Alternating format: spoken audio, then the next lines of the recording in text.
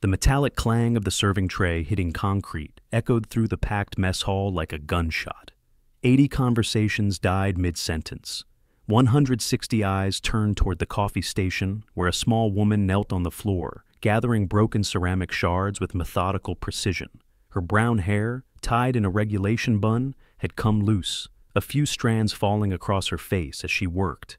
"Hey, sweetheart," the voice of Staff Sergeant Brick Cassian boomed across the sudden silence, loud enough for every soul in the building to hear clearly.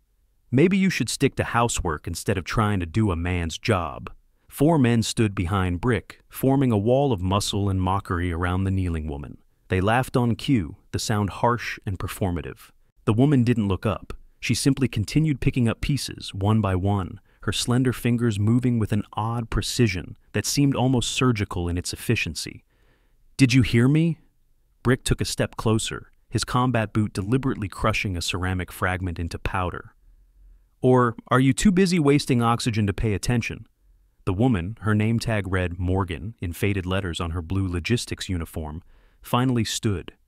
She barely reached 5'5", her frame so slight that a strong wind might blow her sideways. Her gray eyes met Brick's for exactly 1 second before dropping to the floor in what looked like submission. "I apologize, Staff Sergeant," she said softly, her voice barely audible over the ambient noise of the mess hall. But something was wrong. Anyone with training would have noticed it. The way her shoulders remained squared, despite her lowered head. The perfect military posture embedded in her stance, even as she appeared to yield. The way she held the dirty towel in her left hand, folded with hospital corners that only came from years of muscle memory. One of Brick's companions, Corporal Connor Morrison, frowned as he watched her hands. "Hey, Brick," he started slowly. "Do you notice—" "Notice what?" Brick cut him off, his attention locked on Morgan like a predator fixating on prey. Connor didn't answer, because in the next 5 seconds, everything was about to change completely. The mess hall at Camp Pendleton wasn't just crowded, it was packed beyond comfortable capacity. Morning chow drew over 100 Marines, sailors, and support personnel, all cramming into the industrial space that smelled of coffee, bacon grease, and floor cleaner. Metal tables arranged in neat rows reflected the overhead fluorescent lights. The serving line ran along the left wall, where kitchen staff doled out scrambled eggs, toast, and hash browns with practiced efficiency. Hazel Morgan had been working this shift for 8 months. 8 months of serving coffee, clearing tables, and making herself invisible. 8 months of listening to conversations about deployments she'd never discuss, operations she'd never mention, and combat experiences she'd buried so deep that sometimes she wondered if they'd actually happened. At 27 years old, she looked younger than her years. The loose-fitting logistics uniform hid a body that had once been honed into a precision instrument. The lack of makeup emphasized features that could have been pretty if they held any expression beyond careful neutrality. Only her eyes betrayed anything, gray irises that occasionally caught the light wrong, revealing depths that didn't belong to someone pouring coffee for a living. She'd noticed Brick Cassian watching her for weeks. He was exactly the type she'd learned to avoid. 6'2", 230 pounds of entitled aggression wrapped in camouflage and bravado. The kind of man who'd never been truly tested, who confused volume with authority and size with strength. Now, he stood over her with 4 of his friends, and Hazel felt the familiar weight of inevitability settling onto her shoulders. This moment had been coming since the first day she'd turned down his advances at the coffee station, since the first time she'd failed to laugh at his jokes or acknowledge his self-proclaimed alpha status. "Clean this up properly," Brick ordered, gesturing at the scattered ceramic. "And try not to break anything else. I know it's hard for someone like you to handle basic tasks." Hazel knelt again, reaching for the dustpan someone had left near the wall. As she moved, her body displayed coordination that didn't quite match her supposed role. The way she shifted her weight, maintained perfect balance, kept her head on a swivel to monitor the room, all subtly wrong for a civilian logistics worker. Staff Sergeant Lance Martinez, sitting 3 tables away, watched over his coffee cup. He'd been a Marine for 16 years, done 3 combat tours, and developed an eye for people who'd seen action. Something about Morgan's movements tickled at his awareness like a forgotten song. The economy of motion, the constant environmental scanning, the way she never, ever fully relaxed her guard. "That girl ain't what she seems," he muttered to his table mate.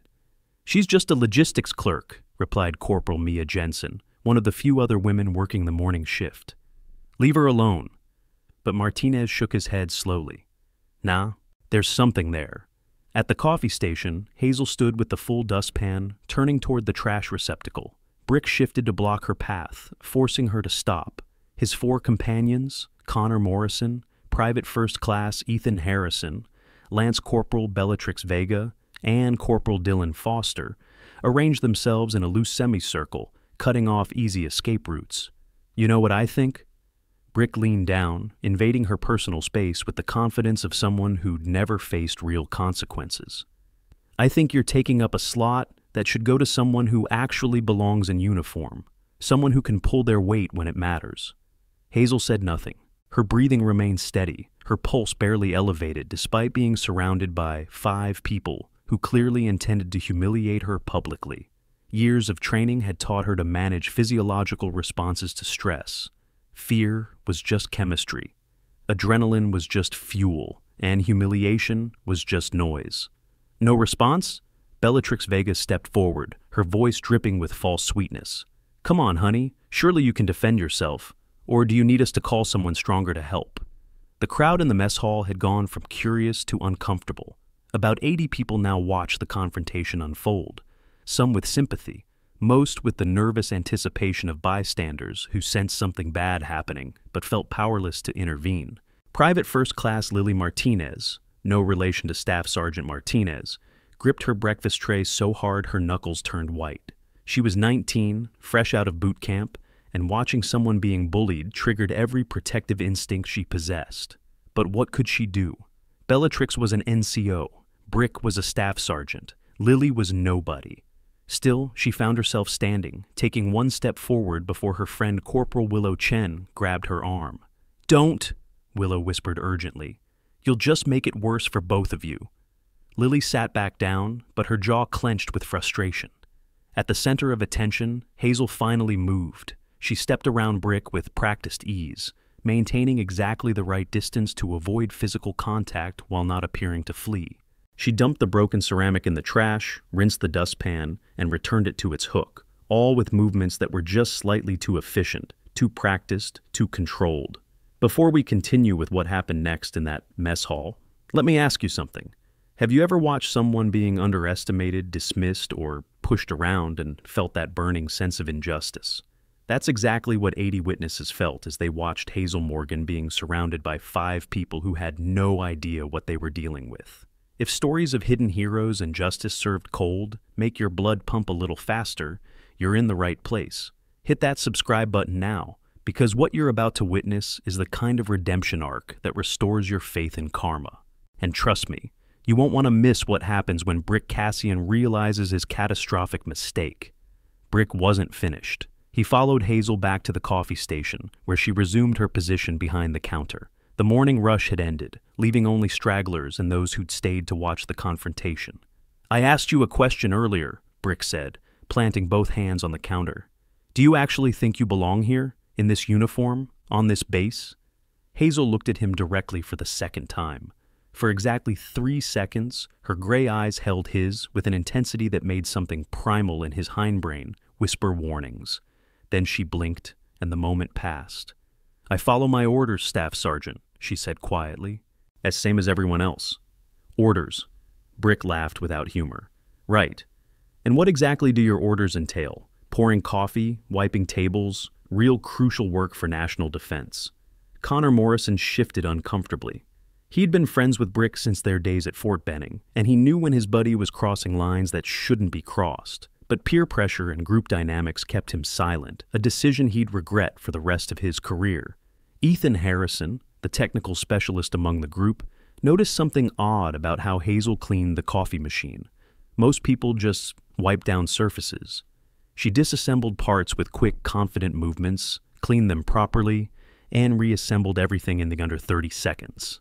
That kind of mechanical aptitude didn't come from logistics training. "Brick," Ethan said slowly, "maybe we should—" "Should what?" Brick snapped. "Leave this poor, delicate flower alone? Nah.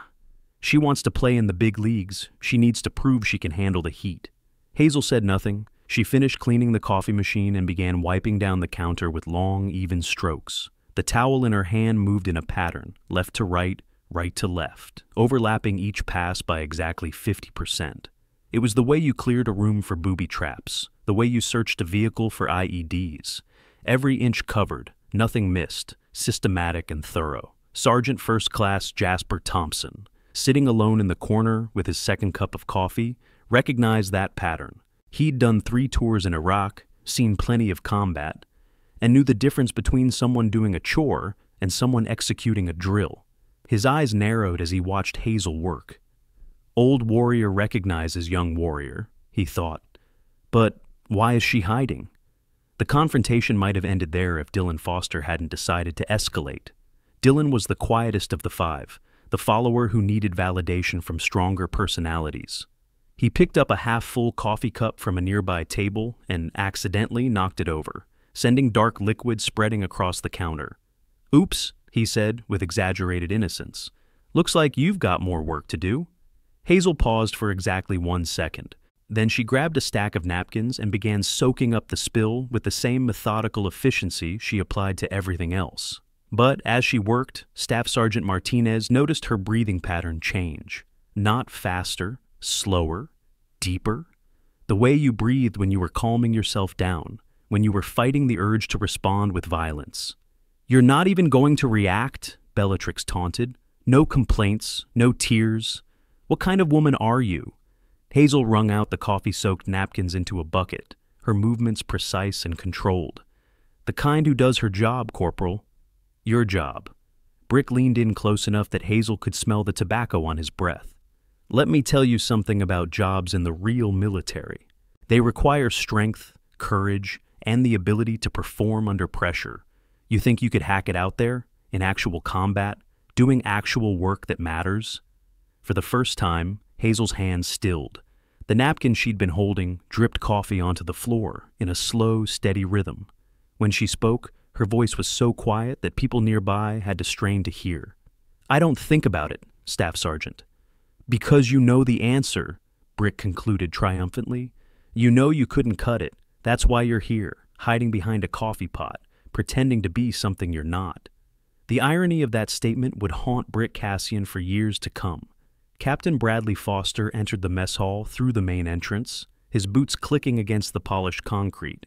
At 32, Foster had made rank quickly through a combination of natural leadership and political savvy. He spotted the crowd around the coffee station immediately and altered his path to investigate.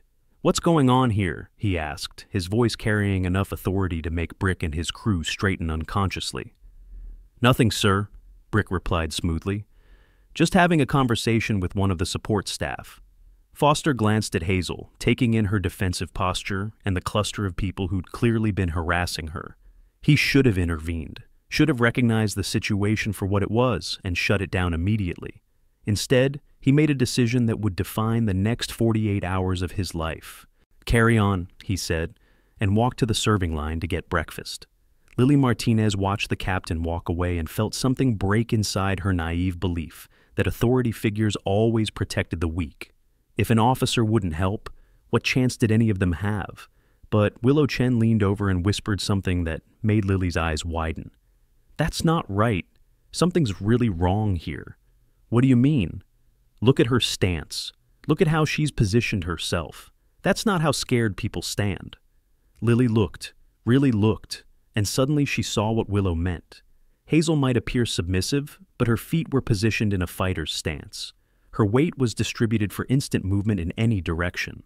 Her hands, though seemingly occupied with cleaning, were never in positions that couldn't quickly transition to defensive actions. "Who is she?" Lily breathed. "I don't know," Willow admitted, "but I don't think she's just a logistics clerk." Brick Cassian, emboldened by Captain Foster's tacit approval, decided to push further. "You know what?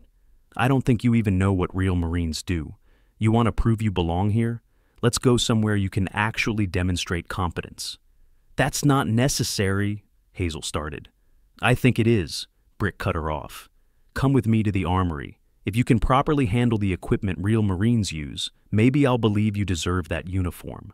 Hazel's jaw tightened almost imperceptibly. Staff Sergeant, I have duty here, and I'm giving you a direct order to follow me. Brick's voice hardened. Unless you're refusing a lawful order from a senior NCO? The trap was perfect. Refuse and face charges. Comply and face humiliation. Either way, Brick won and Hazel lost. Or so he thought. I'll follow you, Staff Sergeant, Hazel said quietly. The walk from the mess hall to the armory became a procession. What started as 5 harassers and 1 victim grew to include over 20 followers, Marines who'd been in the mess hall, others who heard something was happening and wanted to witness it, all driven by that dark human impulse to watch someone else's humiliation. Lily Martinez walked with them, her stomach churning with anxiety. Willow stayed close, recording everything on her phone from a discreet angle. "Document it," she muttered. "If this goes bad, we need evidence." Staff Sergeant Lance Martinez fell in step near the back of the crowd, his experienced eyes missing nothing. The way Morgan walked bothered him.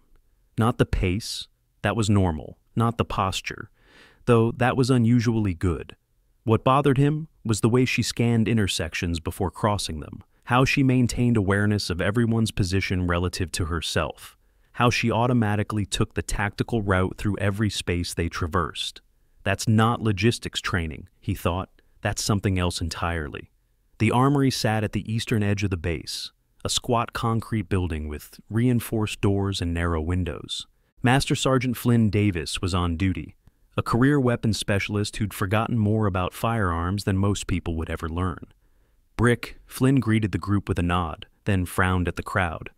"What's all this?" "Education, Master Sergeant," Brick said with a grin. "Our support specialist here claims she belongs in uniform. Thought we'd test that claim." Flynn's eyes flicked to Hazel, taking in her diminutive size and quiet demeanor. "This seems unnecessary. Humor me." Brick's tone made it clear this wasn't a request. Flynn sighed but unlocked the door, leading them into the climate-controlled interior, where racks of weapons lined the walls. The smell of gun oil and metal filled the air. Brick walked to one of the racks and selected an M4 carbine, which he proceeded to field strip on a nearby table. 45 seconds, he announced, scattering the components across the surface. "If you can reassemble this correctly in that time, maybe I'll believe you're not completely useless." The crowd pressed closer. Some pulled out phones to record. Others simply stared, waiting for the inevitable failure. Hazel stood before the table, looking at the disassembled weapon with an expression that gave away nothing. The barrel, bolt carrier group, charging handle, upper receiver, lower receiver, buffer spring, buffer, stock, pistol grip, magazine, all laid out in deliberate chaos. Brick started his timer. 45 seconds, starting now. Hazel's hands moved. What happened next would be analyzed frame by frame in the videos that went viral across military social media within hours. Her fingers flew across the components with a speed and certainty that seemed almost supernatural. No hesitation, no trial and error. Just pure muscle memory executing a task that had been drilled into her thousands of times. Magazine inserted to check alignment. Lower receiver secured. Pistol grip attached with 3 turns. Buffer and spring slid into place. Stock locked. Upper receiver mated to lower with perfect pin alignment. Bolt carrier group inserted and charging handle mounted. Forward assist checked. Dust cover tested. Brick's timer showed 18 seconds. The armory fell into absolute silence. Flynn Davis's mouth hung open. Ethan Harrison's face had gone pale. Connor Morrison took an involuntary step backward. Only Hazel remained unchanged. She set the completed rifle down with careful precision, looked at Brick once, and said absolutely nothing. "That's..." Ethan finally found his voice. "That's operator-level speed." "Lucky," Brick stammered, his confidence cracking for the first time. "Just lucky. Anyone can get lucky once." But it wasn't luck, and everyone in that room knew it. The way she'd handled each component, the automatic verification of headspace and timing, the practiced efficiency of someone who could do this blindfolded in a combat zone, none of that was luck. Speaking of military precision, let's talk about equipment for a second. You know what Delta Force operators like Hazel Morgan relied on in the field? Rugged military-grade communication devices that could withstand extreme conditions. While most of us don't need gear that can survive a firefight in Fallujah, we do need smartphones and laptops that won't fail us when it matters most.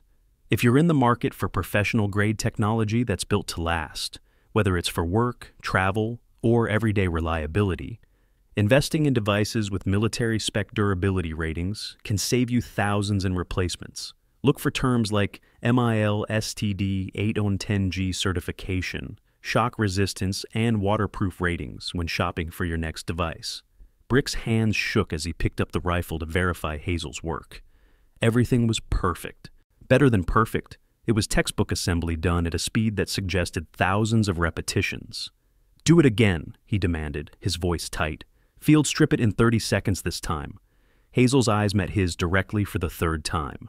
This time, the look lasted 5 full seconds. In that gaze, Brick saw something that made his blood run cold. The absolute calm of someone who'd stared at death and walked away.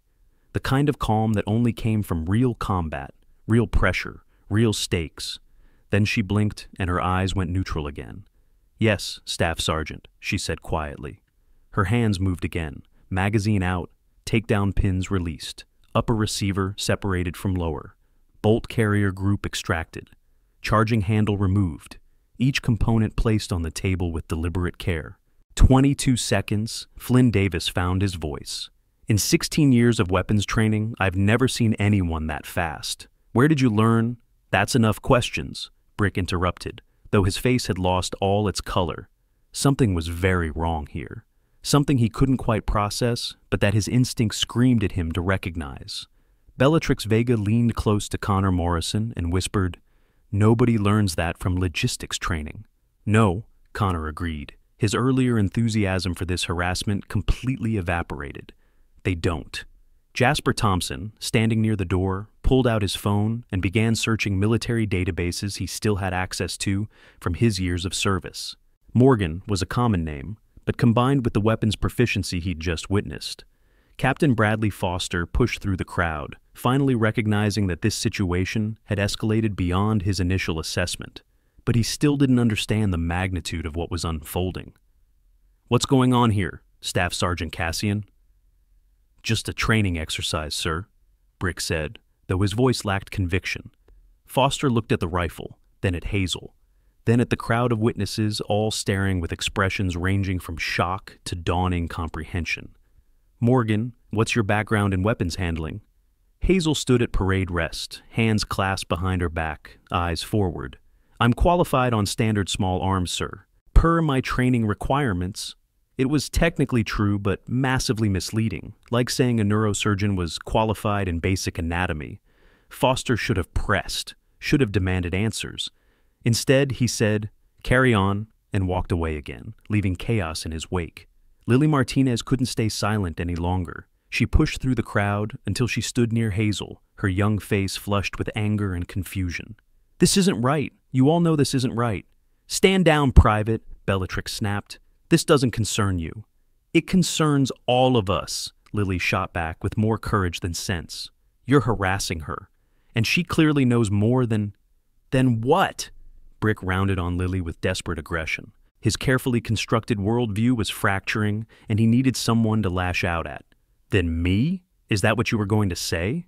Lily stepped back, suddenly aware she'd made herself a target, but Hazel moved, not far, just one step that placed her body between Brick and Lily. It was subtle, protective, the kind of instinctive action that came from years of looking out for teammates in the dangerous situations. "Private Martinez is correct, Staff Sergeant," Hazel said quietly. "This has gone far enough." "I'll decide when it's far enough," Brick snarled, but his hands were shaking now and everyone could see it. That's when Staff Sergeant Lance Martinez finally spoke up from the back of the crowd. "Brick, back off. You're way out of line." "Who asked you?" Brick shot back. "Nobody. But I'm telling you anyway." Lance pushed forward, his 16 years of experience lending weight to his words. "I've seen a lot of people handle weapons. That right there?" He pointed at the rifle. "That's not normal proficiency. That's someone who's done it under pressure. Real pressure." "So what?" Brick's voice rose to almost a shout. "So she's good with guns. Doesn't change anything."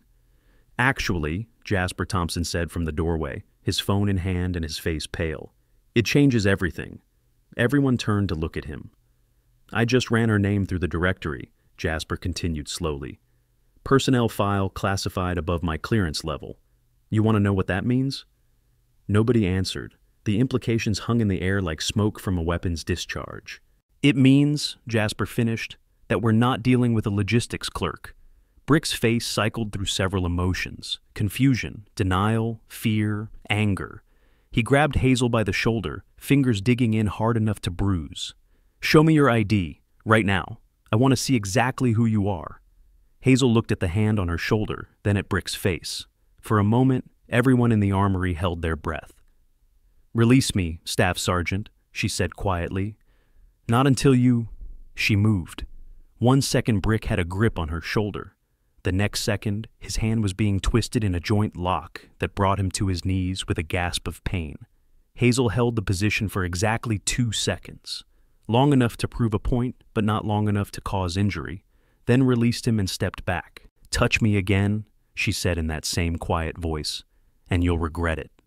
The room erupted. Some people stepped back, others moved forward. Lily Martinez's eyes went wide with shock and something like vindication. Flynn Davis reached for his radio, unsure whether to call security or medical. And Brick Cassian, kneeling on the armory floor, looked up at the small woman who just put him there with terrifying efficiency and whispered, "Who are you?" Hazel said nothing, but as she turned away, the collar of her uniform shirt shifted, revealing just for a moment the edge of something on her shoulder, something that looked like black ink, a tattoo. Jasper Thompson saw it. His eyes widened. He'd seen that symbol before, years ago, in classified briefings about special operations units. Holy cow, he breathed. If you're enjoying watching this unfold, do me a favor. Smash that like button and drop a comment telling me where you're watching from. The algorithm loves engagement, and your support helps us bring you more stories like this. Stories where the underdog doesn't just survive, but absolutely dominates. Because what's coming next? You're not ready for it. The situation should have ended there. Brick on the floor, Hazel clearly demonstrating capabilities far beyond her supposed role. Witnesses recording everything. But Brick Cassian's ego wouldn't let him quit. His entire identity was built on being stronger, tougher, more capable than everyone around him, especially women. He stood slowly, his face flushed red with humiliation and rage. You put your hands on me. That's assault on an NCO. You grabbed me first, Hazel replied calmly. Self-defense. Witnesses will say different. Brick looked around the room, his eyes landing on each of his friends in turn. Won't they? Connor Morrison looked at the floor. Ethan Harrison said nothing. Bellatrix Vega shifted uncomfortably. Dylan Foster might have nodded, but it was barely perceptible. Only Lily Martinez spoke up.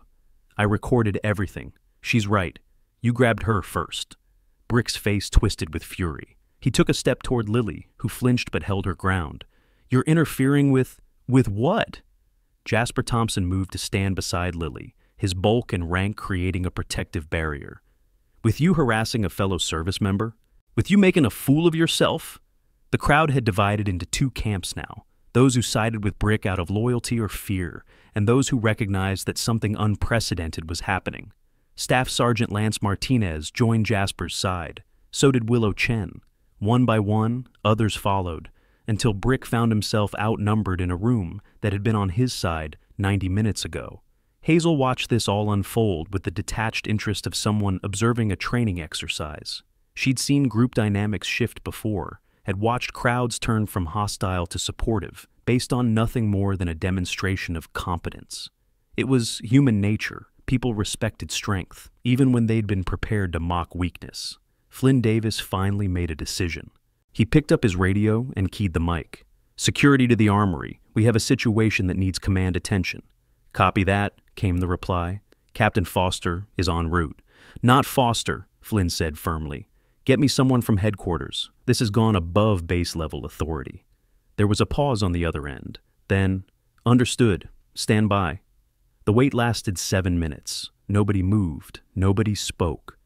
Brick stood isolated in the middle of the room, his 4 friends clustered nearby, but increasingly distant. Hazel remained near the table with the rifle, her posture relaxed but alert. Lily couldn't help herself. She approached Hazel slowly, like someone approaching a wild animal that might spook. "Are you okay?" she whispered. Hazel glanced at her. For the first time, something like warmth entered her gray eyes. "I'm fine, Private, but you shouldn't have gotten involved." "I couldn't just watch," Lily said. "That's not who I am." "No," Hazel agreed quietly. "I don't think it is." "Who are you really?" The question slipped out before Lily could stop it. Hazel's expression shuttered closed again. "Someone who pours coffee, same as you saw." But Lily had seen the tattoo too, that brief flash of black ink when Hazel's collar shifted. She'd seen the way Hazel moved, the speed and precision that spoke of training far beyond basic combat skills. And she'd seen the look in Hazel's eyes when Brick grabbed her. Not fear, but calculation. The cold assessment of exactly how much force would be needed to neutralize a threat. The armory door banged open. Colonel Charlotte Reynolds strode in with the kind of presence that made everyone in the room instinctively straighten to attention. She was 52 years old, 5'10", with iron gray hair cut short and a chest full of ribbons that told the story of 30 years in the Marines. But it was her eyes that commanded attention, dark brown and sharp as surgical instruments, missing nothing as they swept the room. "At ease," she said, though nobody had actually called attention. Her gaze found Hazel immediately. For exactly 3 seconds, their eyes met. Something passed between them, recognition, understanding, a shared history that none of the other people in the room could comprehend. Then Charlotte looked at Flynn Davis. "Master Sergeant, explain the situation." Flynn did, laying out the morning's events with the practiced efficiency of someone who'd given many reports over many years. He didn't editorialize, didn't take sides, just presented facts. The mess hall confrontation, the armory challenge, the weapons assembly demonstration, the physical altercation. Throughout his report, Charlotte's expression remained neutral.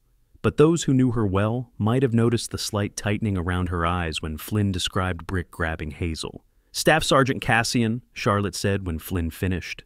"Is this report accurate?" Brick straightened. "Ma'am, I was attempting to verify the competence of personnel assigned to support roles." "Is the report accurate?" Charlotte interrupted, her voice like a hammer striking stone. "Yes, ma'am, but—" "No buts. You initiated a confrontation in the mess hall, pursued it to the armory, issued challenges, and ultimately made physical contact with another service member against their will. Is that correct?" Brick's face reddened.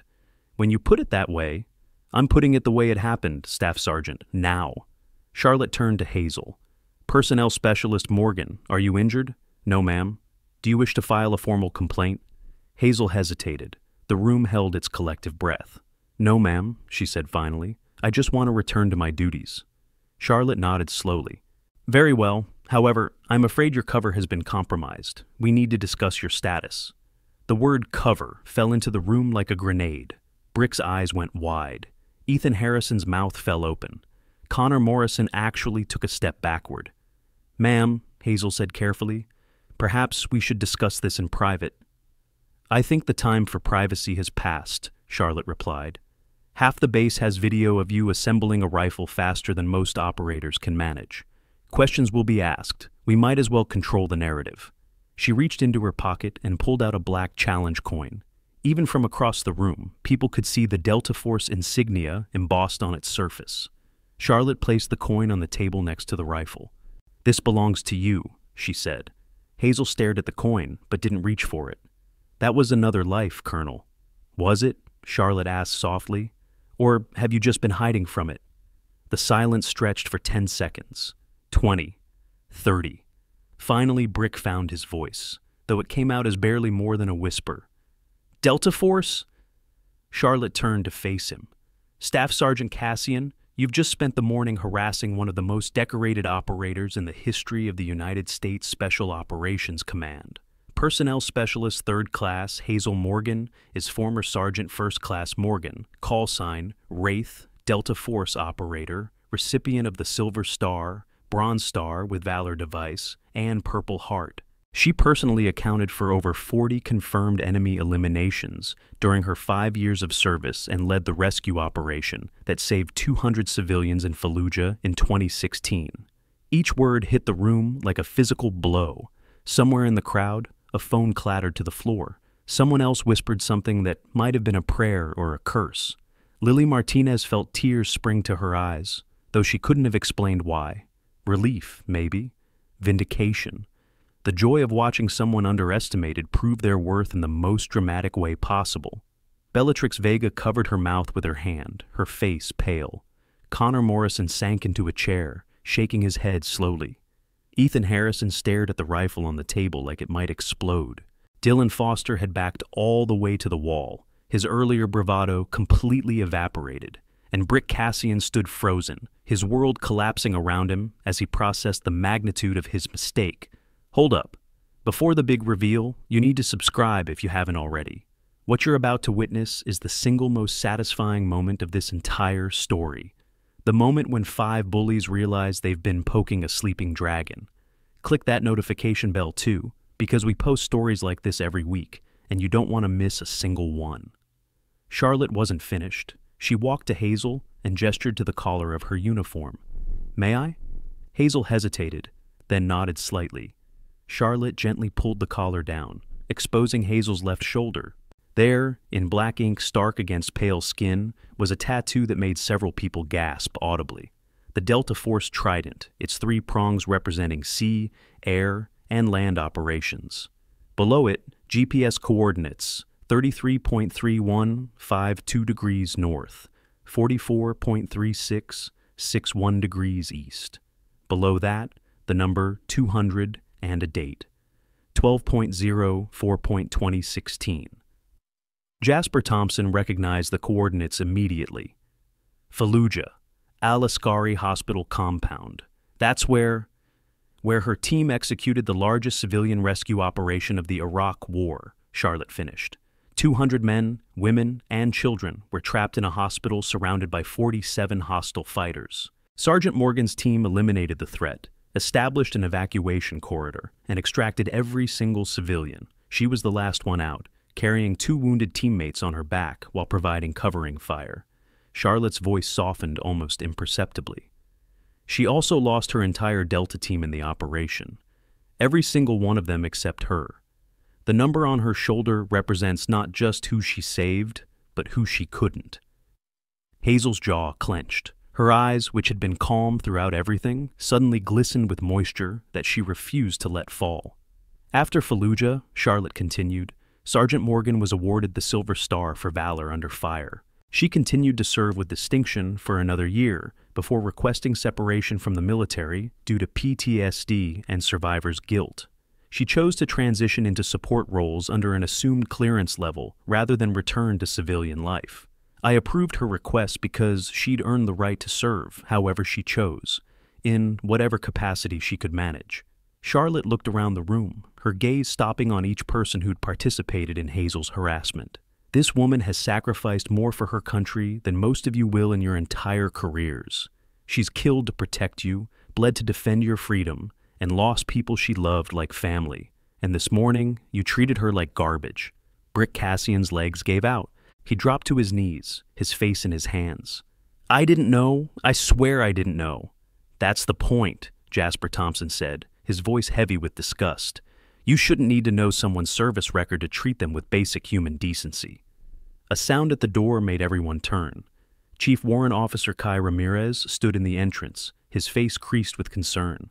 He was 43, built like a linebacker, with scars that told their own story of a life spent in dangerous places doing dangerous things.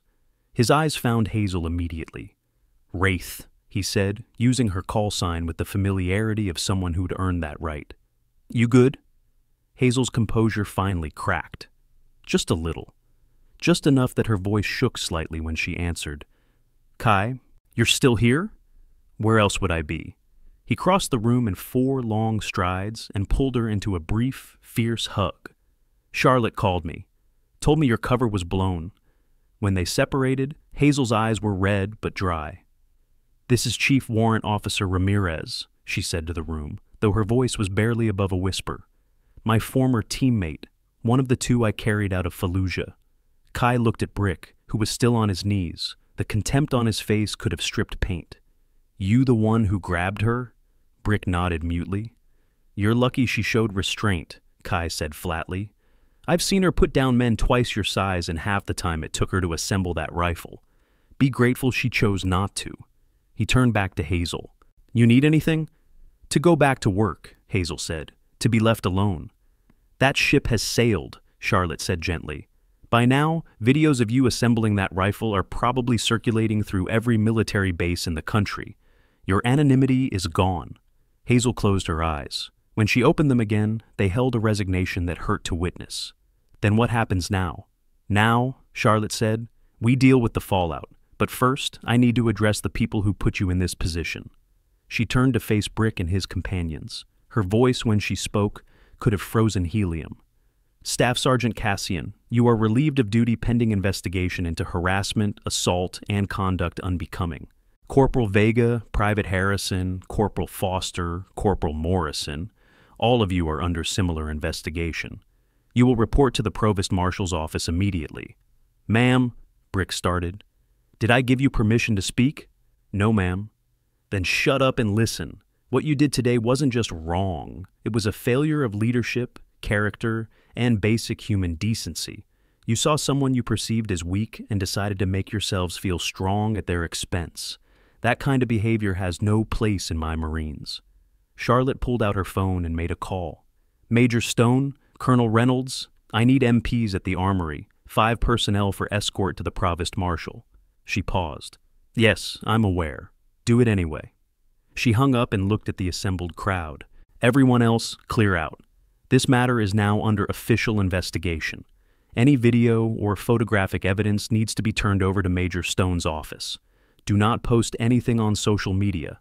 Do not discuss this incident with anyone not directly involved. Is that clear? A chorus of, yes ma'am, echoed through the armory. People began filing out, but the exodus was slow. Nobody wanted to leave. This was the kind of story that would be told and retold for years. The day a tiny logistics clerk turned out to be one of the deadliest operators in Special Forces history. Lily Martinez approached Hazel one more time before leaving. Thank you, she said quietly. For what? Hazel asked, genuinely confused. For showing me that strength doesn't look the way I thought it did. For standing up for me when Brick got aggressive. For just being who you are. Hazel managed a small, sad smile. I'm not anyone special, Lily. I'm just someone who did a job that needed doing. No, Lily said with absolute certainty. You're exactly what I want to be when I grow up. She saluted, incorrectly because she was still learning, and hurried out before the tears in her eyes could fall. When the room had cleared except for Charlotte, Kai, Flynn Davis, and Hazel herself, Charlotte sank into a chair and let out a long breath. Well, she said, that could have gone better. Could have gone worse, Kai countered. Nobody died. The day's not over, Flynn muttered. Charlotte looked at Hazel. I'm sorry. I know you wanted to stay under the radar. Hazel picked up the black challenge coin from the table, running her thumb over the Delta insignia. It was always going to come out eventually. I just hoped for more time. Time to what? Kai asked gently. To forget, to become someone new, to stop being Wraith and just be Hazel. She laughed without humor. Guess that's not happening now. Is that what you really want? Charlotte's question was soft but probing. To forget? Hazel didn't answer for a long moment. Then, I don't know what I want anymore. I know what I can't have, my team back. Everything else seems pointless. Your team would want you to live, Kai said. Really live, not just exist in the margins. You don't know that. I do, because I was there. Because Martinez and I talked about it after you saved our lives. We made a pact that if anything happened to the others, we'd make sure you didn't waste the gift they gave you. Hazel's hand tightened on the challenge coin until her knuckles went white. They didn't give me anything. I failed them. You saved 200 civilians and 2 team members while taking fire from 47 hostiles. You held a defensive position for 6 hours until extraction arrived. You earned the Silver Star because you went above and beyond every possible expectation of duty. Charlotte's voice was firm. That's not failure, Hazel. That's heroism. Tell that to Anderson, Chen, Wilson, Martinez. Hazel's voice broke. Tell that to the 5 people who didn't come home. The room fell silent. This was grief, raw and unprocessed, that no amount of time or distance had healed. Charlotte had seen it before in operators who'd survived when their teams didn't. Survivors' guilt was a wound that never quite scarred over. I can't tell them anything. Charlotte said quietly. They're gone, but I can tell you that hiding from your past isn't honoring their memory. Living fully, serving however you can, being there for the next generation of warriors, that honors them. That makes their sacrifice mean something. Hazel looked up, her eyes red but fierce. Is that what this is? A recruitment pitch? No, it's a reminder that you're not dead. Stop acting like you are. The words hit harder than any physical blow could have. Hazel flinched, then straightened, some core of steel reasserting itself through the pain. You're right, she said finally. I've been hiding. I've been waiting to die without actually dying. And now? Kai asked. Now I don't know. But I can't go back to pouring coffee and pretending I'm someone I'm not. Charlotte stood. Good. Because I have an offer for you. Not today. You need time to process this. But soon. We have a new program for operators transitioning back to active duty after trauma. Advanced PTSD treatment, tactical refreshers, team building. It's not about making you who you were. It's about helping you become who you can be. I'll think about it, Hazel said. That's all I ask. Charlotte moved toward the door, then paused. For what it's worth, I'm proud of you. Not for Fallujah, though that was extraordinary. I'm proud of you for surviving, for keeping going when everything in you wanted to quit. That takes a different kind of courage than combat. After Charlotte left, Kai sat beside Hazel in companionable silence. Flynn Davis, sensing they needed privacy, made himself scarce in the back office. You really okay? Kai finally asked. Define okay. Fair point, he smiled slightly. Martinez would have loved this, you know, watching you put that oversized jarhead on his knees. Don't! Hazel's voice was sharp. Don't use him to make me feel better. I'm not. I'm remembering him. There's a difference. Hazel was quiet for a moment. Do you still see them? When you close your eyes? Every night, but it's getting better. Therapy helps. So does talking to people who understand. I've tried therapy. Have you? Or have you sat in an office and told a civilian doctor what they wanted to hear while keeping everything that matters locked up tight? Hazel's silence was answer enough. That's what I thought, Kai said gently. You can't heal if you won't open the wound. Opening wounds is what I'm good at. Healing them, not so much. Then maybe it's time to learn a new skill. Here's something Hazel learned the hard way after leaving Delta Force. Life after special operations isn't financially simple. Between PTSD treatment, medical care for service-related injuries, and rebuilding a civilian life, financial planning becomes crucial. Veterans and first responders often benefit from specialized insurance products and investment strategies designed for high-risk professionals.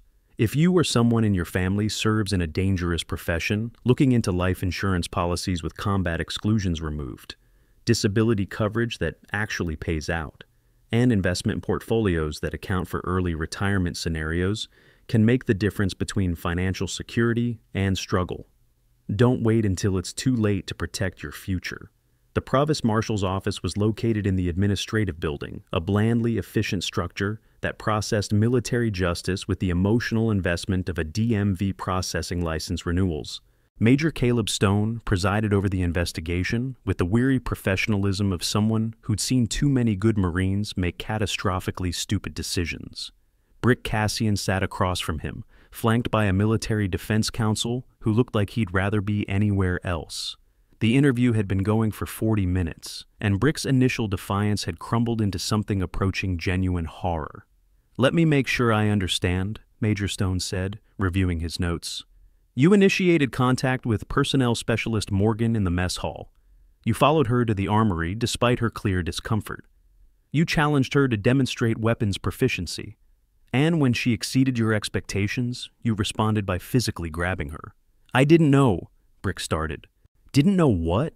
That she was Delta Force? That she'd earned more combat decorations than you'll likely achieve in your entire career? That she could have hospitalized you if she'd chosen to respond with full force? Any of it, Brick said miserably. I didn't know any of it. And that's supposed to be a defense? Stone's voice was cold. You're arguing that you only harassed her because you thought she was weak and couldn't fight back? You realize that makes it worse, right?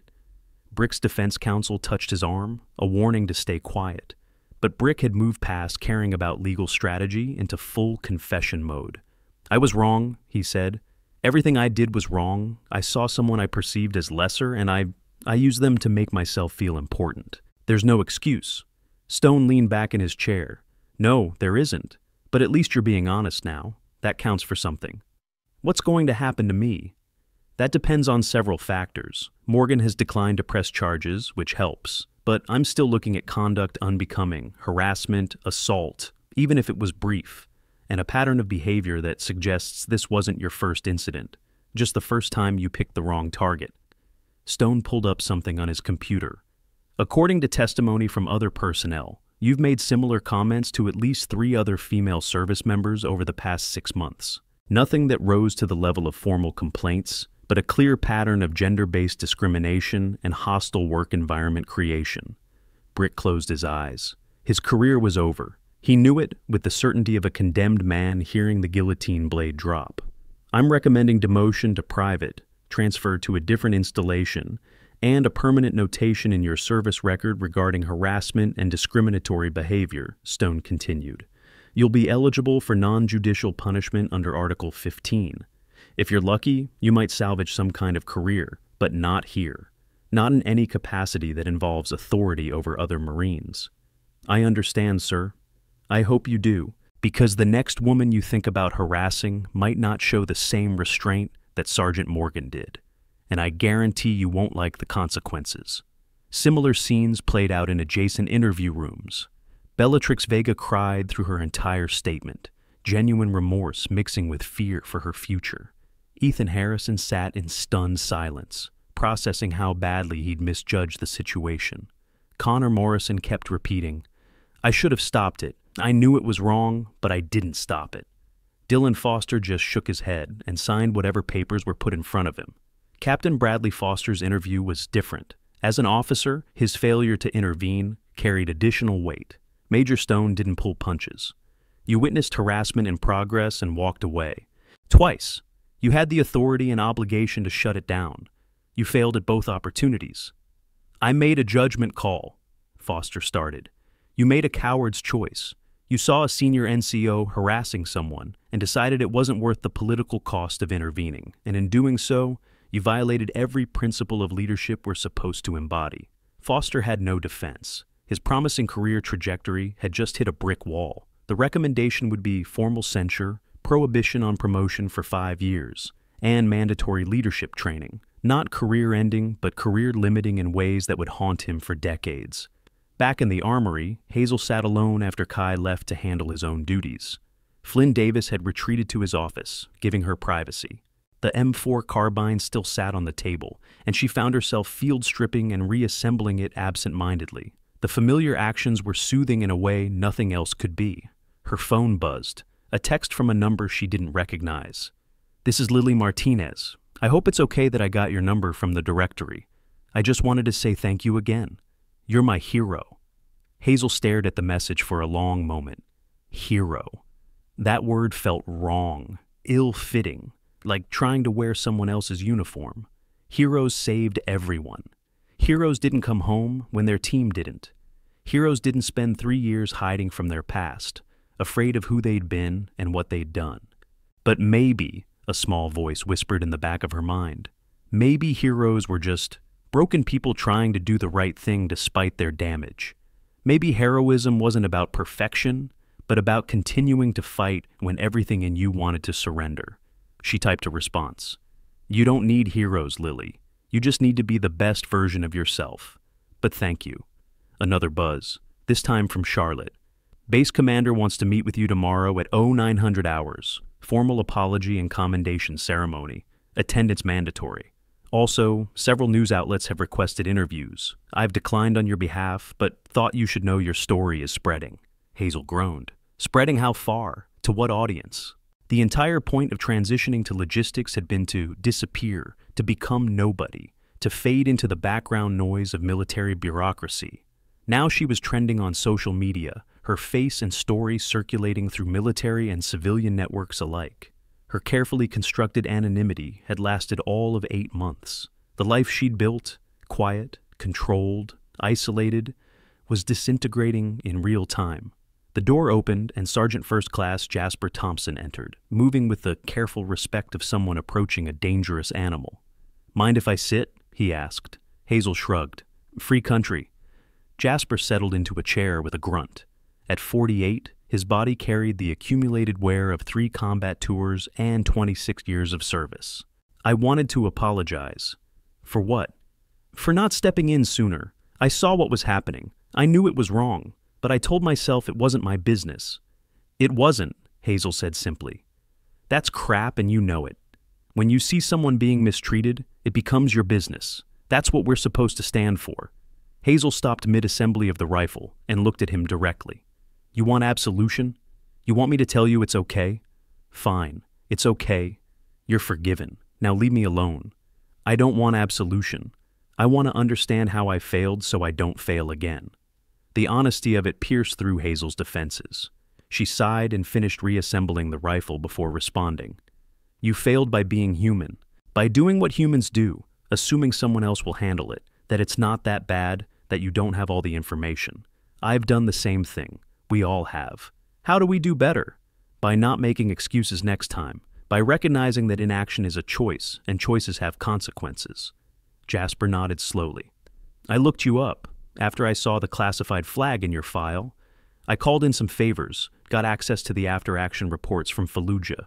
What you did there?" He trailed off, searching for words. "I've been in combat. I've seen brave things. But what you did went beyond bravery into something I don't have words for." "Desperation," Hazel said flatly. "It was desperation. We were outgunned, outnumbered, and out of options. So, we did the only thing we could. We attacked. You held a defensive position against 47 hostiles for 6 hours. 5 hours and 43 minutes. The last 17 minutes were evacuation. You carried 2 wounded teammates while providing covering fire. Because leaving them wasn't an option.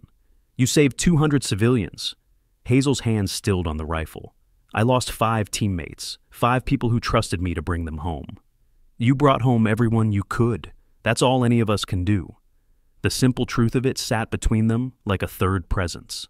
Hazel wanted to argue, to explain why it wasn't enough, why she should have done more, been faster, shot straighter, planned better.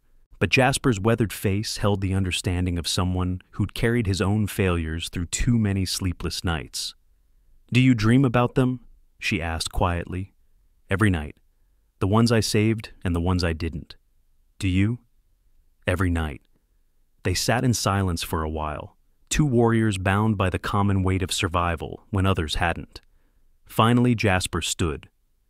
"If you ever need to talk about any of it, I'm around, no judgment, no expectations.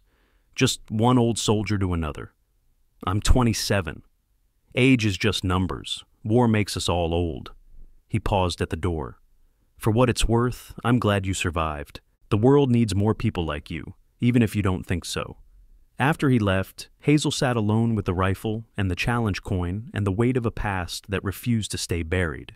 Outside, the California sun moved across the sky, marking time that felt both too fast and unbearably slow.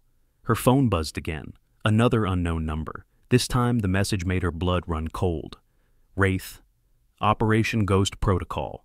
Your team isn't as dead as you think. Kabul safe house. Coordinates incoming." Hazel stared at the screen until it went dark. Her hands were shaking. It wasn't possible. She'd seen the bodies. She'd attended the memorial services.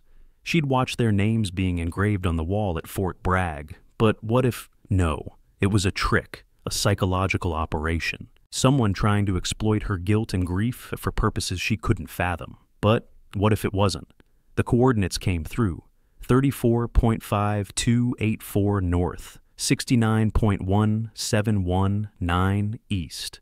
She didn't need to look them up. She'd memorized every significant location in Afghanistan during her 5 years of service. Kabul, eastern suburbs, an area that had been hotly contested for years. Hazel closed her eyes and saw them. Anderson's smile, Chen's terrible jokes, Wilson's quiet competence, the 2 Martinez brothers who'd enlisted together and died together. 5 faces that would never age, never change, never fade no matter how hard she tried to forget. If there was even the smallest chance they were alive. She grabbed her phone and called Charlotte. The colonel answered on the first ring. "I need to talk to you about Kabul," Hazel said without preamble. There was a pause. Then, "My office, 20 minutes. And Hazel, don't do anything stupid until we talk. No promises." She hung up and stared at the rifle on the table. For 3 years, she'd been running from who she was, trying to become someone smaller, safer, less dangerous.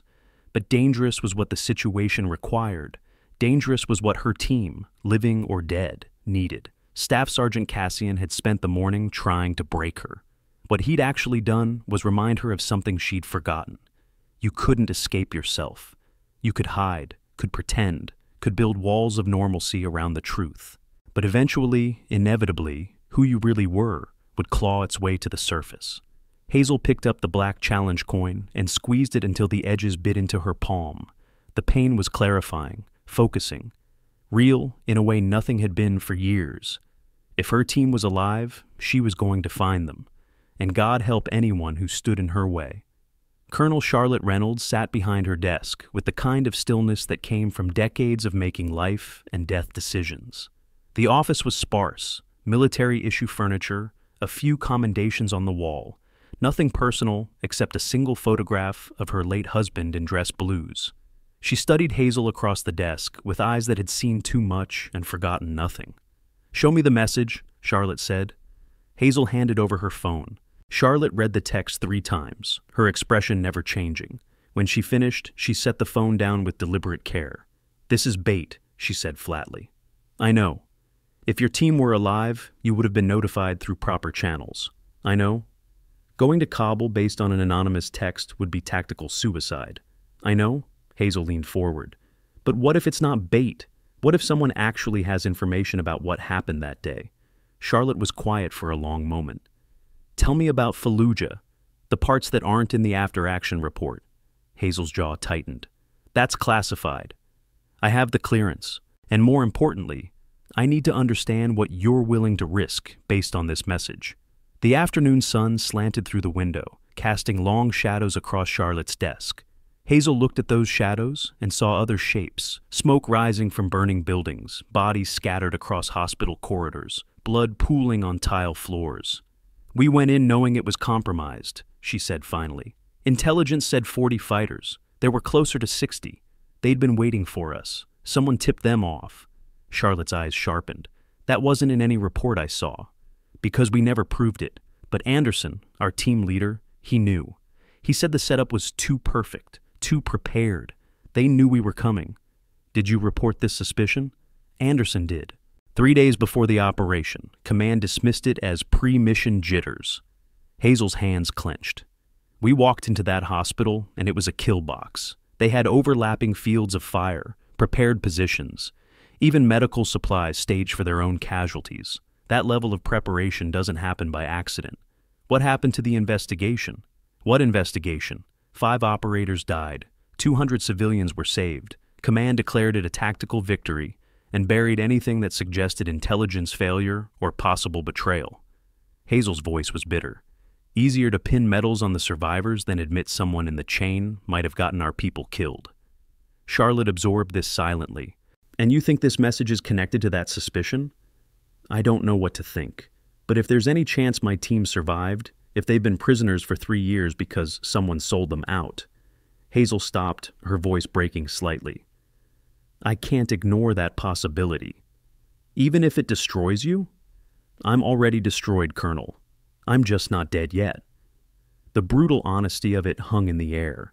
Charlotte had counseled enough combat veterans to recognize the particular kind of pain Hazel carried. The survivor who felt guilty for every breath, who saw their continued existence as a betrayal of those who'd fallen.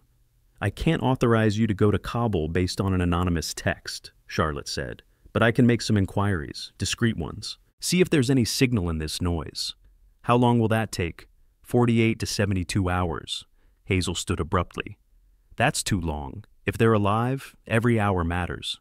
Sit down, Sergeant." Charlotte's voice carried command authority that Hazel's body obeyed before her mind could protest.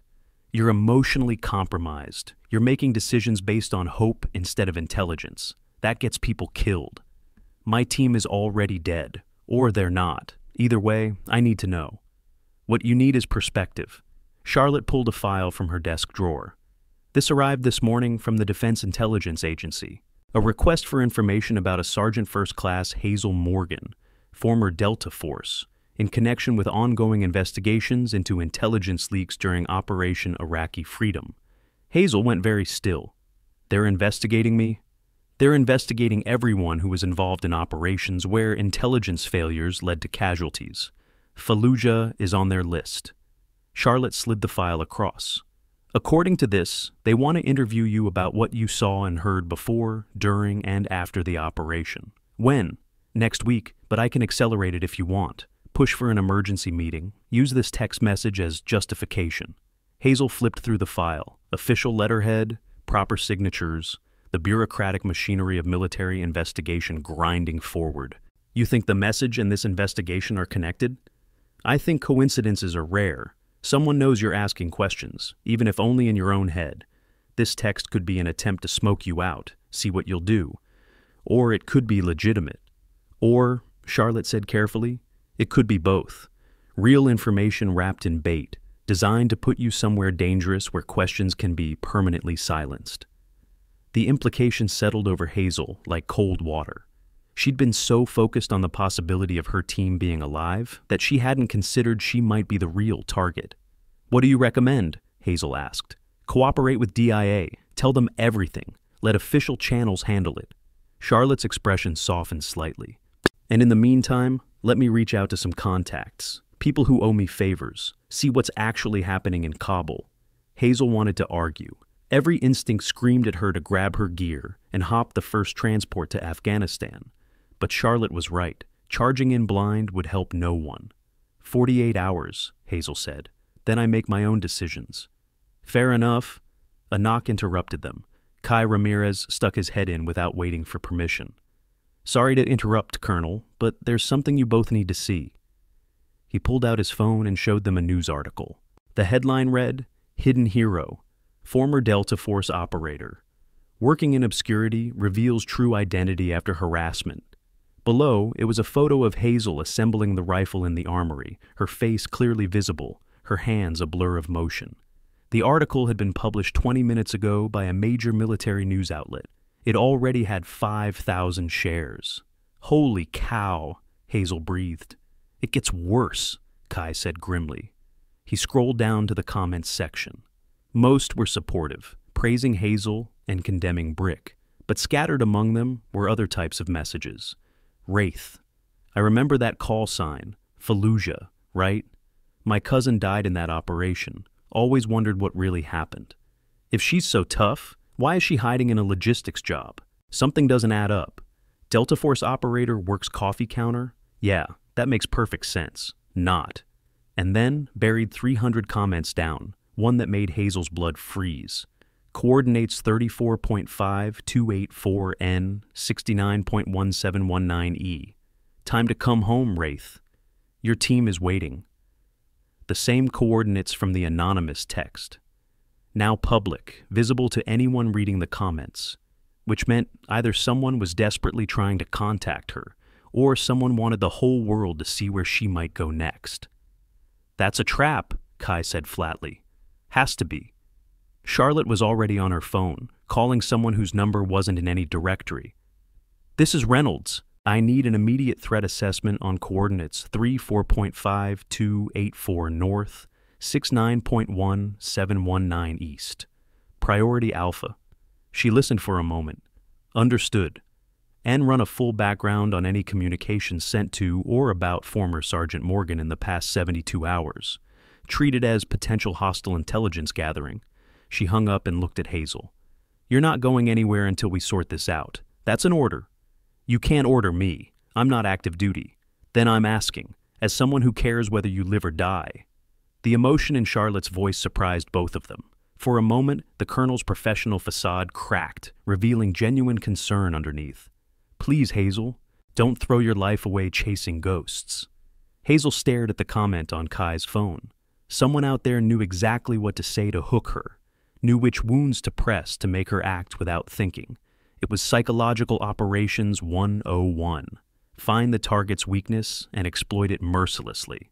But knowing it was manipulation didn't make it less effective. What Brick Cassian should have known: military law doesn't play around with harassment and discrimination cases. In today's armed forces, one substantiated complaint can end a career faster than combat injuries. If you're serving or have served, understanding your legal rights regarding workplace harassment, wrongful discharge, and veteran benefits isn't optional, it's essential. Legal consultation services specializing in military justice, VA claims, and service-connected disability appeals can mean the difference between getting what you've earned and being denied. Many firms offer free initial consultations for veterans. Additionally, online courses in military law and veterans' rights can equip you with knowledge that protects your career and your future. 3 weeks later, Camp Pendleton's main parade ground was filled with over 200 Marines, sailors, and support personnel. The morning sun beat down on dress uniforms and polished shoes as the base commander, Colonel Theo Archer, stood at a podium with Hazel beside him. She wore her service uniform with the ribbons she'd earned: Silver Star, Bronze Star with Valor Device, Purple Heart, and a dozen others that told the story of 5 years in the most dangerous job in the military. The uniform fit differently than her logistics blues, sat on her shoulders with a weight that was both familiar and strange after 3 years away. Colonel Archer spoke into the microphone, his voice carrying across the assembled formation. 3 weeks ago, an incident occurred on this base that should never have happened. One of our own was harassed, demeaned, and assaulted by personnel who should have known better. What made this particularly egregious was the identity of the person being targeted. He gestured to Hazel. Sergeant First Class Hazel Morgan served with distinction in Delta Force for 5 years. She participated in over 40 classified operations. She earned the Silver Star for extraordinary valor during the rescue of 200 civilians in Fallujah, Iraq. She lost her entire team in that operation, but continued to fight, to lead, to save lives even when her own was in jeopardy. The crowd was silent. Some knew this story. Others were hearing it for the first time. All of them felt the weight of it. After leaving active duty, Sergeant Morgan chose to continue serving in a support capacity. She wanted to help without drawing attention to herself. She wanted to fade into the background and process her grief in private. Archer's voice hardened. Instead, she was subjected to harassment based on her gender and perceived weakness. Personnel who should have protected her instead made her a target. He turned to face Hazel directly. "Sergeant Morgan, on behalf of Camp Pendleton and the United States Marine Corps, I apologize. What happened to you was wrong. It reflected failures of leadership, character, and basic decency at multiple levels. We failed you. I failed you. And we are deeply sorry." Hazel stood at attention, her face carefully neutral. She'd been dreading this moment, the public apology, the ceremony, the attention that made her skin crawl. But Charlotte had insisted it was necessary, both for Hazel's rehabilitation and to send a message to the entire base about accountability. Archer stepped closer and performed a full military salute, holding it for a long 5 seconds. Hazel returned it, the movement automatic from years of training.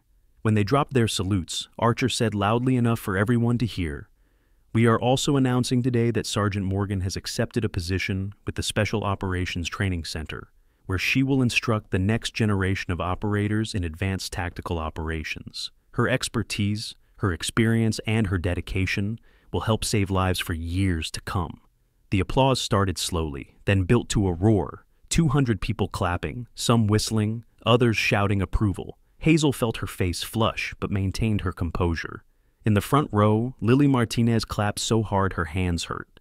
Next to her, Willow Chen grinned broadly. Behind them, Staff Sergeant Lance Martinez nodded with quiet satisfaction. Jasper Thompson stood at parade rest, his weathered face creased with what might have been a smile. Conspicuously absent were Brick Cassian and his 4 companions. They had been transferred to different bases, their careers permanently stained by conduct violations that would follow them forever. Brick was now Private Cassian, assigned to motor pool duties at a logistics base in Nevada. Bellatrix Vega was undergoing mandatory sensitivity training. Ethan Harrison had been removed from technical specialist duties. Connor Morrison and Dylan Foster had accepted administrative separations rather than face further consequences. Captain Bradley Foster was present, standing at the back of the formation. He'd been demoted to lieutenant and reassigned to a staff position where his career would slowly suffocate under the weight of his failures. He watched the ceremony with the hollow eyes of someone who'd learned too late that cowardice had consequences. After the official ceremony ended, people approached Hazel to shake her hand, to thank her, to tell her stories of their own service. She endured it with the patience of someone undergoing necessary medical treatment, unpleasant but survivable. Lily Martinez waited until the crowd thinned before approaching. She'd changed in 3 weeks, stood straighter, spoke with more confidence. "I applied for special operations training," she said without preamble. "The recruiter said I'm too small, too young, not strong enough. But then I showed him the video of you assembling that rifle and told him about what happened. He said he'd consider my application." Hazel managed a small smile. "Good. Don't let anyone tell you what you can't do. Will you really be teaching at the training center?" Apparently. Hazel still wasn't sure how she felt about that. Charlotte had arranged it as an alternative to full active duty, a way for Hazel to serve without returning to the field, to be useful without being in danger. Part of Hazel was grateful. Another part felt like she was being put on a shelf, displayed as an example but kept away from real action. "Can I ask you something?" Lily's voice dropped to a whisper. "That message, the one in the comments, did you find out what it meant?" Hazel's expression shuddered closed. "That's classified," which was true as far as it went. Charlotte's contacts had traced the IP address to an internet cafe in Kabul that no longer existed, destroyed in a bombing 2 weeks after the message was posted. The coordinates pointed to an abandoned safe house that satellite imagery showed had been empty for months. Dead ends. All of it. The DIA investigation had been more productive, though not in ways Hazel had hoped. They'd confirmed her suspicions about intelligence failures in Fallujah, but couldn't prove deliberate betrayal, just incompetence, miscommunication, and the fog of war that killed people as surely as bullets. Her team was dead. The investigation confirmed it. DNA evidence, witness statements, forensic analysis, all of it pointed to the same conclusion. Whatever hope that anonymous message had kindled was just cruel manipulation by someone who knew exactly which buttons to push. "I understand," Lily said, though she clearly didn't. "But if you ever need someone to watch your six, I'm available. I'll keep that in mind, Marine." After Lily left, Kai appeared at Hazel's elbow. "You holding up okay?" "Define okay." "Fair point." He smiled slightly. "Charlotte wants to see you after this. Something about your new assignment." "More paperwork?" "Probably. It's the military. There's always more paperwork." They walked together toward the administrative building, passing groups of personnel who stopped talking when Hazel approached, then resumed in whispers after she passed. She'd gone from invisible to infamous in 3 weeks. Part of her desperately wanted that anonymity back. Charlotte's office was empty when they arrived. A note on her desk said she'd been called to an emergency meeting at division headquarters. Kai left to handle his own duties, leaving Hazel alone with her thoughts. She sat in one of the visitor chairs and picked up a file from Charlotte's desk. Her new teaching assignment: curriculum development, tactical instruction, performance evaluation criteria. All the bureaucratic machinery of turning combat experience into classroom knowledge. It was important work, necessary work, work that would save lives. But it wasn't what she wanted. What did she want? The question haunted her. For 3 years, she'd wanted to forget, to disappear, to stop being the person who'd survived when better people hadn't. Now that identity had been forcibly restored, and she still didn't know what to do with it. Her phone buzzed. Another unknown number. Against her better judgment, she answered. "Sergeant Morgan?" The voice was male, older, with an accent she couldn't quite place. "Who is this?" "Someone who knows what really happened in Fallujah. Someone who can prove your team was betrayed." Hazel's grip tightened on the phone. "I'm listening."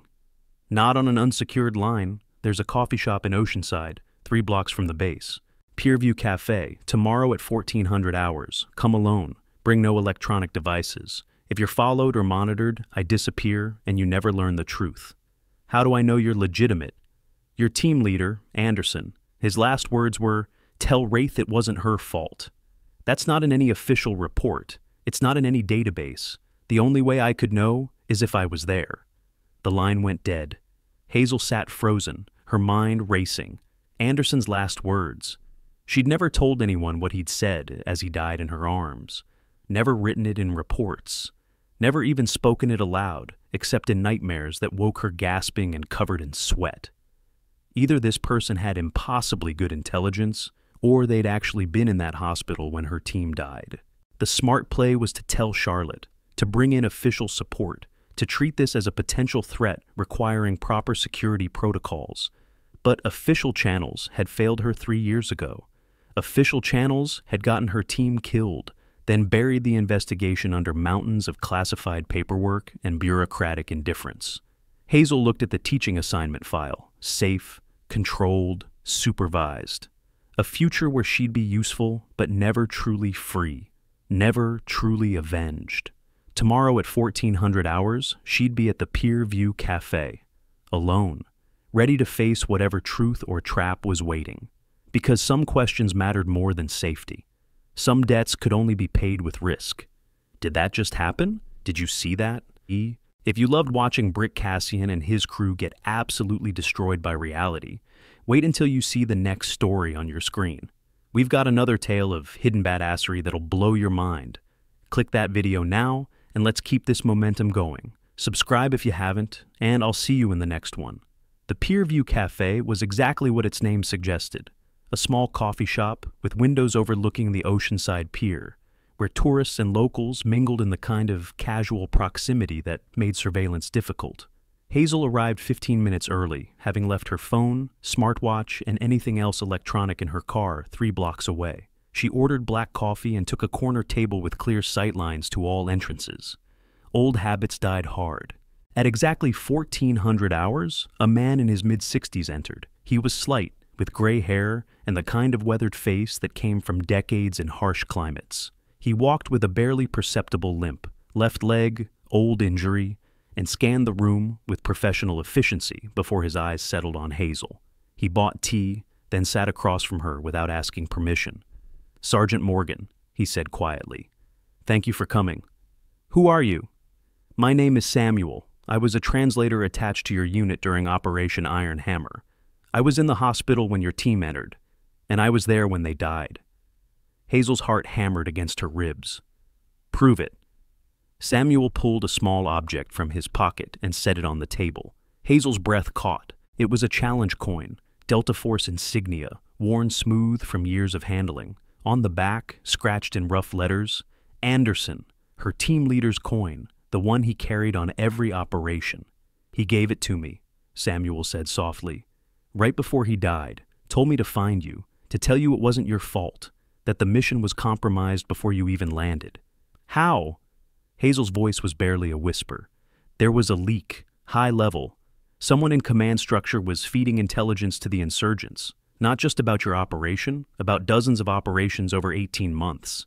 They knew you were coming, knew your tactics, knew how to counter Delta Force response protocols."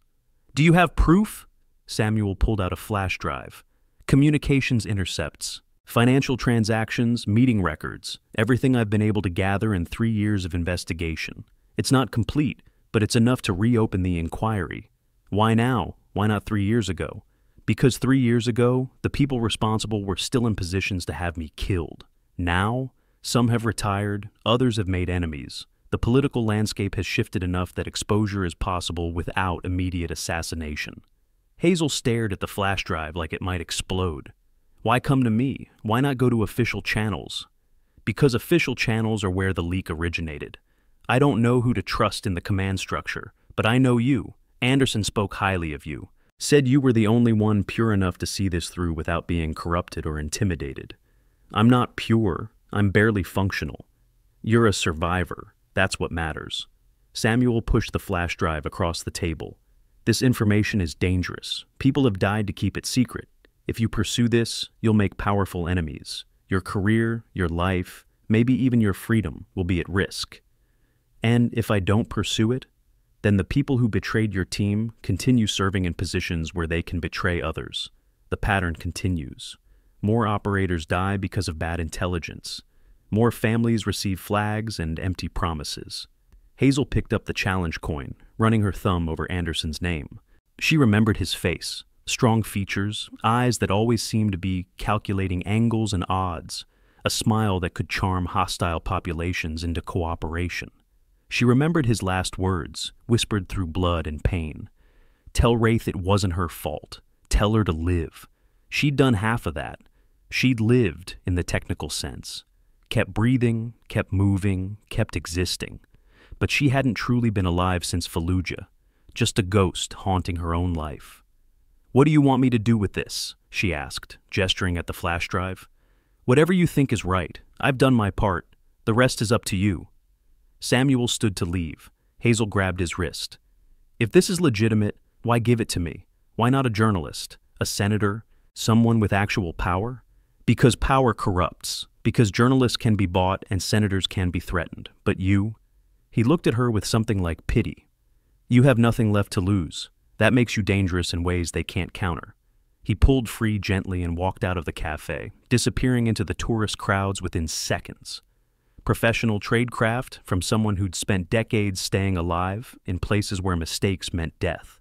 Hazel sat alone with the flash drive and the challenge coin, feeling the weight of both. She could destroy the drive, pretend this meeting never happened, continue with her safe, supervised, controlled new life as an instructor. Or she could open Pandora's box and face whatever horrors lurked inside. Her phone buzzed in her pocket. Wait, she'd left her phone in the car. This was a different phone, one she didn't recognize, sitting on the chair where Samuel had been sitting. She picked it up cautiously. One text message. "When you're ready to act, call this number. People are waiting to help, but understand, once you start down this path, there's no turning back. Choose wisely. S." Hazel stared at the phone for a long time. Through the cafe windows, she could see the ocean stretching to the horizon, vast and uncaring. Somewhere beyond that horizon were answers, truth, maybe even justice, but also danger, pain, possibly death. She picked up Anderson's challenge coin and remembered something he'd said once during a mission brief. "Fear is just information. Use it to stay sharp, but don't let it make your decisions." Hazel wasn't afraid. She was terrified, but terror was just information. She pocketed both phones, the flash drive, and the coin. Then she walked out of the cafe into the bright California afternoon, feeling more alive than she had in 3 years. Some choices were easy, some were hard. Some were necessary, regardless of difficulty. This was the third kind. Back at Camp Pendleton, Colonel Charlotte Reynolds sat in a secure conference room with 2 men in civilian clothes who carried credentials that opened doors most people didn't know existed. They'd been explaining, in careful bureaucratic language, that Hazel Morgan was being monitored as part of an ongoing investigation. "She's not a suspect," one of them clarified, "but she's a person of interest. Someone has been trying to make contact with her, and we need to know why." "What kind of contact?" Charlotte asked, though she suspected she knew the answer. Messages, information drops, attempts to arrange meetings, all centered around the Fallujah operation and potential intelligence failures. "You mean betrayals?" The 2 men exchanged glances. "That's not a word we're using officially, but it's the word you're thinking." Neither denied it. Charlotte leaned back in her chair. "Hazel Morgan is one of the finest operators I've ever known. If someone is targeting her with disinformation or trying to recruit her for something questionable, I need to know. That's why we're here, Colonel, to ask for your help in monitoring the situation. Sergeant Morgan trusts you. If she's approached, she might confide in you. And you want me to report back to you. We want you to help keep her safe and to help us understand what's really happening." Charlotte considered this carefully. She'd spent 30 years in the Marines, had learned to navigate the complex waters between loyalty and duty, between protecting individuals and serving the greater mission. But Hazel Morgan wasn't just another operator. She was someone who'd already sacrificed everything. "I'll help," Charlotte said slowly, "but on one condition. If you find evidence of actual betrayal, if someone in the command structure did compromise that operation, I want full disclosure. No covering it up for political convenience. We can't promise. Then we're done here." Charlotte stood. "You want my help, you give me truth in return. That's the deal." The 2 men looked at each other again. Finally, one nodded. "Agreed. But understand, Colonel, truth can be dangerous. Are you sure you want it?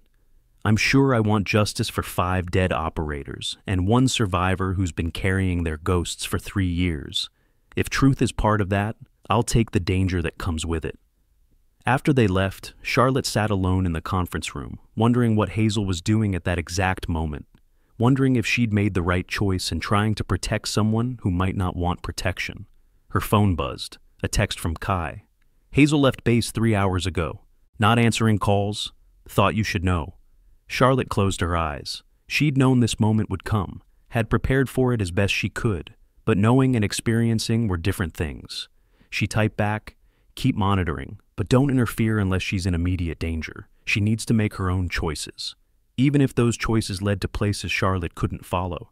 Even if those choices destroyed what little peace Hazel had managed to find. Because some debts transcended safety. Some questions demanded answers regardless of cost.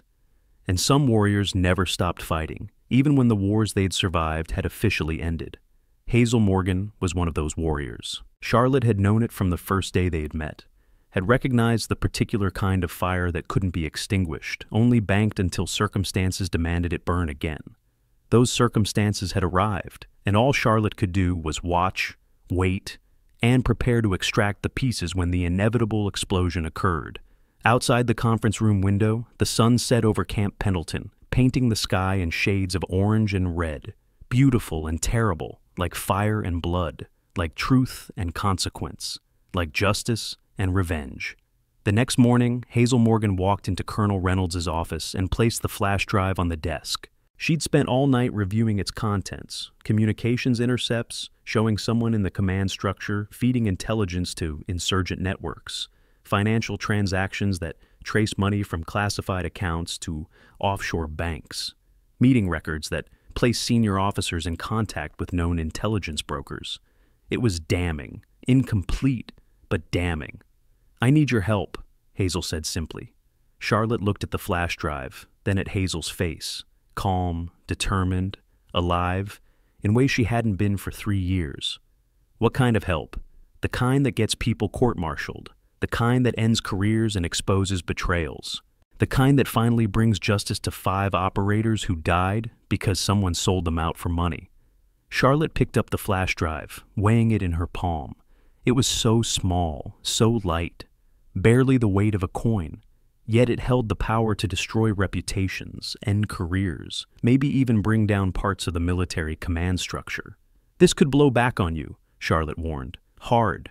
You could lose your new position, your benefits, maybe even face charges if someone decides you obtained this information illegally. I know. You could die. If the people responsible are still in positions of power, they might decide eliminating you is simpler than facing justice. I know. Then why?"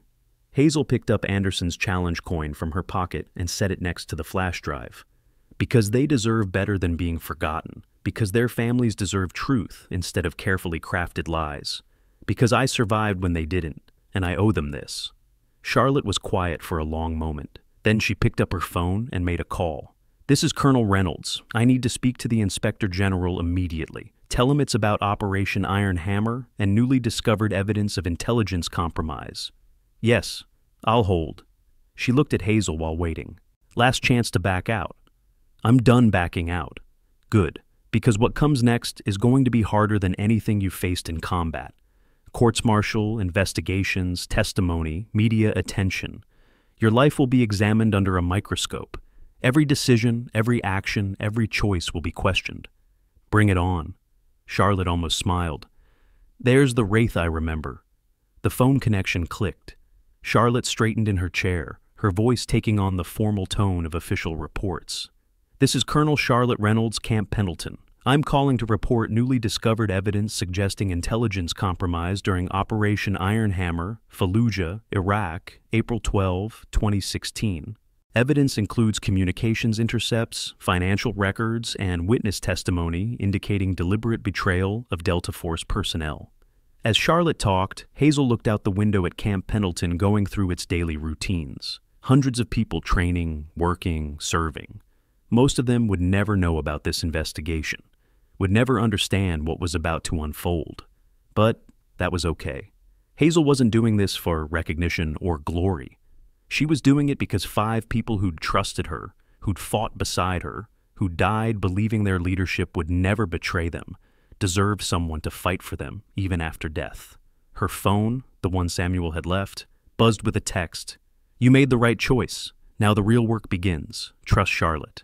Trust the process, and trust yourself. You're stronger than you know.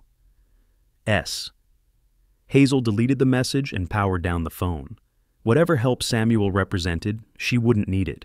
She had Charlotte. She had the evidence. And she had something she'd lost 3 years ago in a blood-soaked hospital in Iraq. She had purpose. 3 months later, the investigation culminated in a closed-door hearing at the Pentagon. 17 officers were implicated in various levels of intelligence compromise. 3 were court-martialed. 5 more took early retirement rather than face charges. The rest received administrative punishments that ended their careers in all but name. The families of Anderson, Chen, Wilson, and both Martinez brothers received official apologies and evidence that their loved ones had been betrayed, not simply unlucky. It didn't bring them back, but it gave their deaths meaning beyond killed in action. Hazel testified for 16 hours over 3 days, reliving every moment of Fallujah in excruciating detail. It was torture. It was necessary. It was closure. When it was over, she stood on the steps of the Pentagon in her dress uniform, medals gleaming in the afternoon sun. Lily Martinez stood beside her, no longer a private but a corporal now, having impressed her special operations recruiters enough to earn a slot in advanced training. "Thank you," Lily said quietly, "for showing me what real strength looks like." "I didn't do anything special," Hazel replied. "Just what needed doing. That's what makes it special." They walked together toward the metro station, 2 warriors separated by age and experience, but united by something deeper. The understanding that service meant sacrifice, that truth mattered more than comfort, and that some fights were worth fighting even when victory came at tremendous personal cost. Hazel's new position at the Special Operations Training Center waited for her. Her life had stabilized in ways she'd never expected. The nightmares still came, but less frequently now. The guilt still burned, but with a different fire, one that drove her forward instead of pinning her down. She'd never forget Fallujah, never stop carrying her team in her heart, but she'd learned to carry them differently, not as unbearable weight, but as sacred trust, a responsibility to honor their sacrifice by living fully, serving faithfully, and never accepting injustice when she had the power to fight it. Her phone buzzed, the regular one this time, a text from Charlotte. "Ceremony next week. Congressional recognition for your investigation work. Attendance mandatory. Wear your good uniform." Hazel smiled slightly. After 3 years of hiding, she was being thrust into the spotlight again. Part of her still wanted to run, to disappear, to return to comfortable anonymity. But another part, the part that had reassembled a rifle in 18 seconds, that had faced down bullies, that had demanded justice for the dead, that part was ready. Wraith had returned. Not the broken survivor who'd fled from herself, not the hidden warrior pretending to be small, but someone new, someone who'd integrated all the pieces of herself into a whole person, damaged but functional, haunted but hopeful, forever changed but finally alive. She texted back, "Understood. See you there." Then she pocketed her phone and walked into the metro station, into the crowd of ordinary people living ordinary lives, carrying extraordinary truths they'd never know. And that was fine, because Hazel Morgan had learned the most important lesson of all. Heroism wasn't about being perfect. It was about being present, about showing up even when it hurt, speaking up even when it was dangerous, standing up even when you'd rather hide. Brick Cassian had tried to break her. What he'd actually done was remind her who she was, and who she was would never, ever break again.